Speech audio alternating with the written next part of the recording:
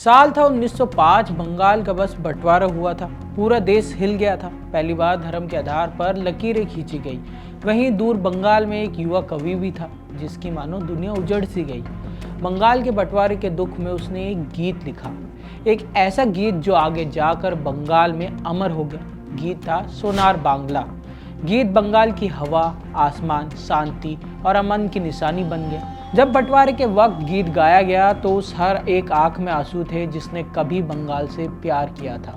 जब 1971 में बांग्लादेश आज़ाद हुआ तब यही गीत सोनार बांग्ला उसका राष्ट्रगान भी बन गया। लेकिन आज वही सोनार बांग्ला कट्टरपंथी, धार्मिक हिंसा और आपसी कलह के बीच फंसा है।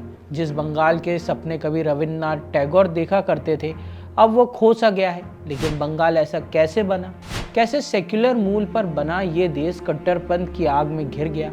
क्या है बंगाल के अंदर बढ़ते कट्टरपंथ की कहानी? जानेंगे इस वीडियो में। नमस्कार, मैं हूं यथार्थ। आप देख रहे हैं हमारा खास शो दुनिया दरबार।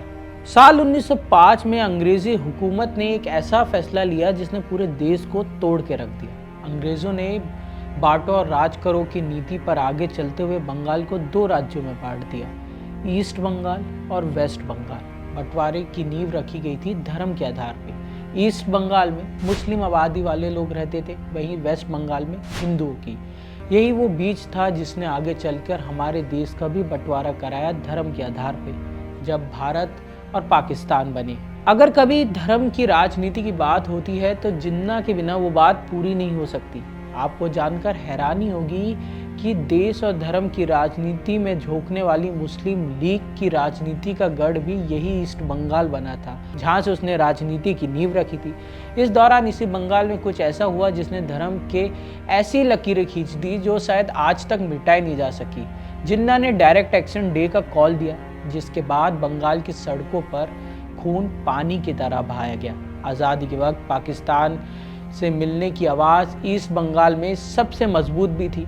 ये कहना गलत भी नहीं होगा कि मुस्लिम लीग ने धार्मिक कट्टरता की नींव बंगाल के अंदर बहुत ही शुरुआत से रख दी थी। लेकिन साल 1971 आते आते सब बदल सा गया। जो बंगाल कभी पाकिस्तान का हिस्सा बनना चाहता था, पाकिस्तान के खिलाफ अपनी आज़ादी की लड़ाई लड़ रहा था। भारत की मदद से आज़ाद भी हुआ और आज़ादी के वक्त उसका मुख्य मूल सेक्युलरवाद ही था, सेक्युलरिज्म ही था।